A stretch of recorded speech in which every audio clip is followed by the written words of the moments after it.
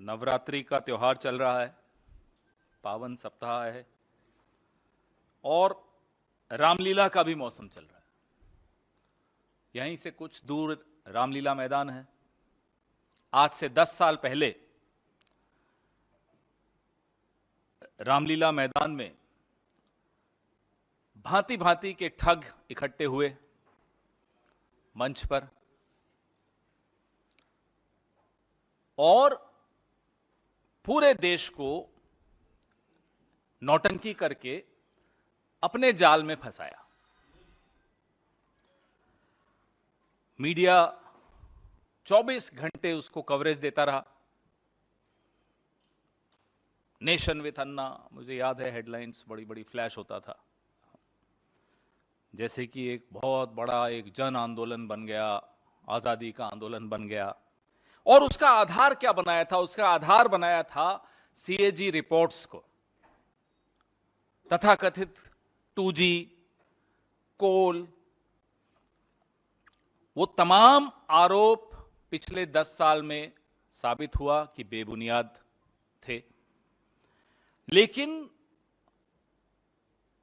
उस रामलीला मैदान में जो भांति भांति के ठग इकट्ठे हुए थे, कुछ उसमें से ठग नहीं भी थे जो आज पछताते हैं कि वो रामलीला मैदान में क्यों गए थे उस वक्त।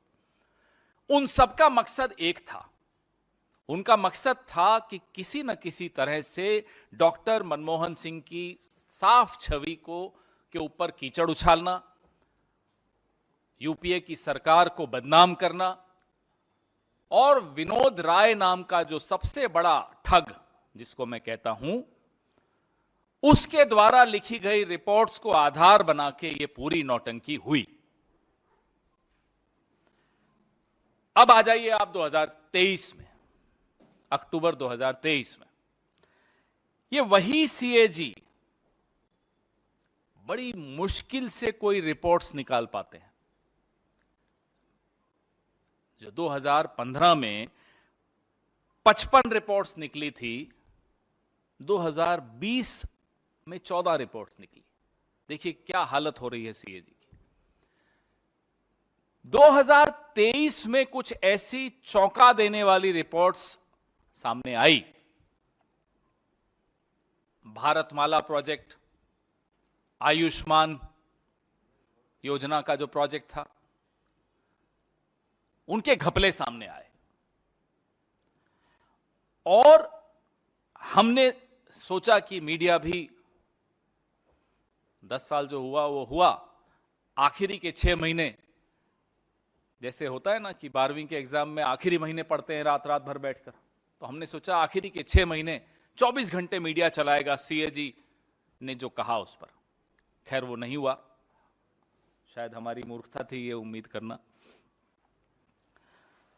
उसके बाद लगा कि शायद रामलीला मैदान में इस बार कुछ नया होगा, लोग इकट्ठे होंगे, कोई तो गांधी टोपी पहन के फर्जी गांधी बनकर सामने आएगा। कुछ नहीं हुआ। ऐसी रिपोर्ट कि आयुष्मान भारत योजना में लाखों लाभार्थी एक ही फोन नंबर से जुड़े हुए, जैसे वो मिस्ड कॉल नंबर होता है ना भारतीय जनता पार्टी का, वैसे एक नंबर में 200 लोग, किसी परिवार में 200 लोग एक नंबर से जुड़े हुए। 43,000 करोड़ रुपए उन नंबरों पे लुटा दिया गया। ये सीएजी रिपोर्ट बोलती है, मैं नहीं बोल रहा। अब आइए आप भारतमाला प्रोजेक्ट में। भारतमाला प्रोजेक्ट में 1 रुपए का जो सड़क का काम होता है वो 14 रुपए में हुआ। आप आंकड़ा देखिए, 1 रुपए का काम 14 रुपए में हो रहा है और 1 किलोमीटर की सड़क को 4 अलग अलग तरीके से नाप के 4 किलोमीटर बताया जा रहा है। आप धांधली भी देखिए कितनी बेशर्मी से की जा रही। सीएजी रिपोर्ट ने अपना काम बमुश्किल से कुछ किया और सब छोड़िए, सड़क छोड़ दीजिए, आयुष्मान भारत योजना भी छोड़ दीजिए। भगवान राम के नाम पर वोट लेने वालों ने क्या किया कि भगवान राम के घर को नहीं छोड़ा, अयोध्या विकास परियोजना में ठेकेदारों के साथ मिलकर करोड़ों रुपए का फर्जीवाड़ा कर दिया। मैं एक एक करके आपको बता रहा हूं कि क्या सीएजी रिपोर्ट्स में आया था।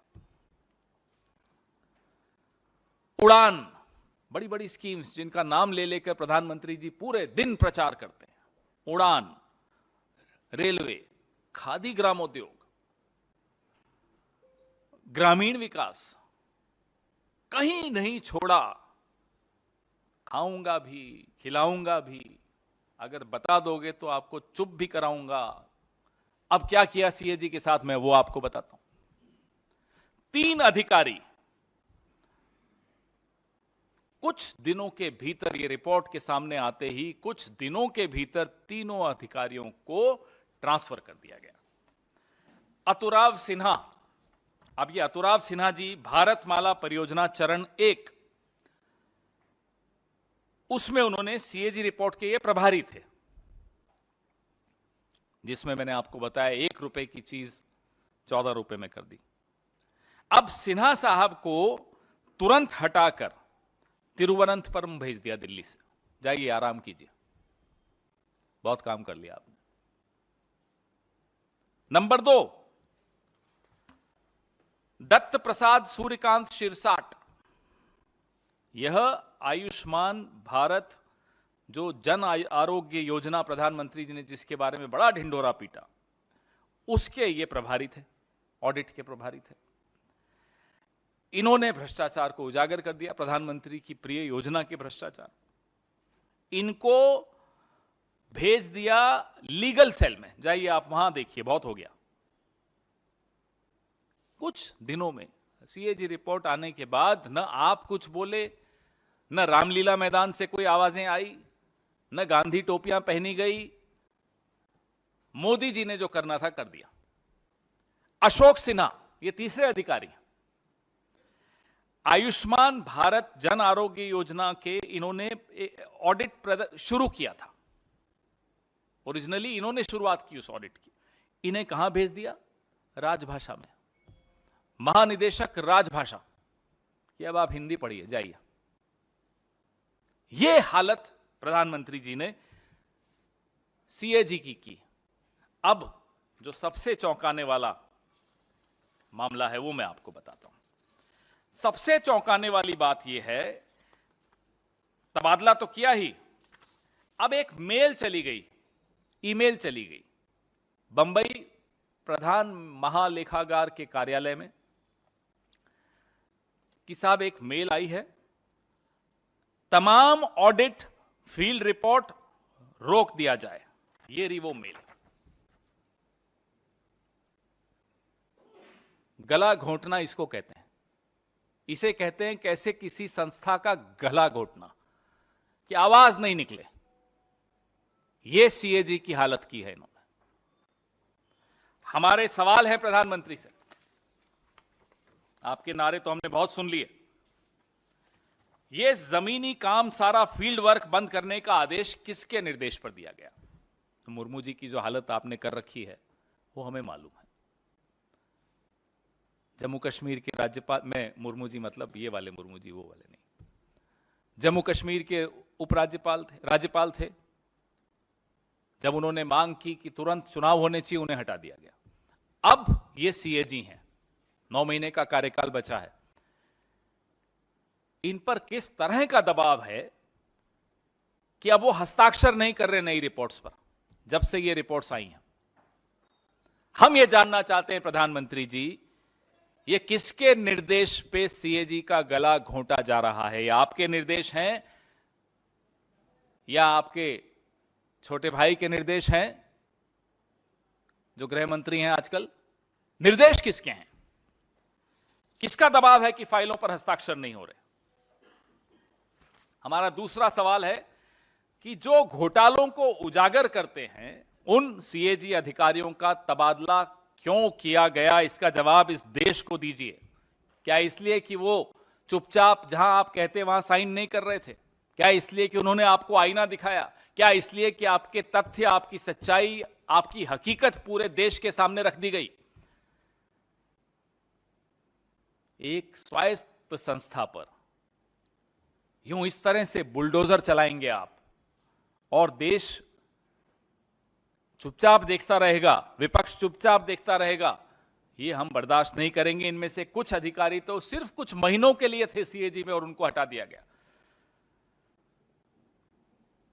मोदी सरकार आदतन अपराधी हो गई है, संस्थाओं को खत्म करने का अपराध। Friends, we have in the past done some press conferences on the startling CAG reports that came out this year. Now, CAG normally doesn't come out with reports under this regime. We saw 55 reports in 2015. That number went down to 14 reports in 2020. Some very startling, brazen corruption came out in the CAG reports this year. On the Bharatmala project, on the Dwarka Expressway project, on the Ayushman Bharat project. We remember 10 years ago when a particular gentleman called Vinod Rai used to leak draft reports to his friends in the media through his friends in the RSS. Ramlila Maidan would see activity. Prime time channels would show 24/7 what was happening in Ramlila Maidan. Nothing. Total pin drop silence. Not even in the entertainment section of the newspapers or the television channels do you see any mention of CAG. What has that resulted into? That has resulted into more brazenness in the government. Why do I say that this has made the governments more brazen and more shameless?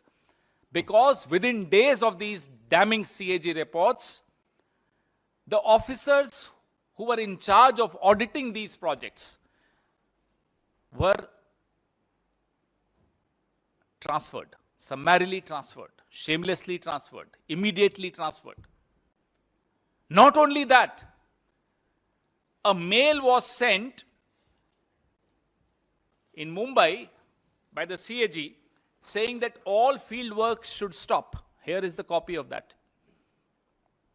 Not only did they throttle a seemingly independent, autonomous institution, they do it shamelessly because they are not afraid of the media anymore.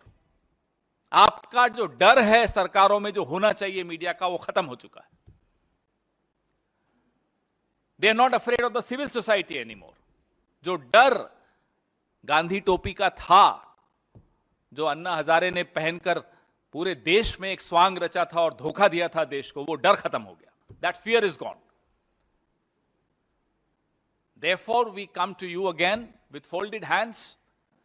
Please let governments be afraid of the media, because only then will democracy survive.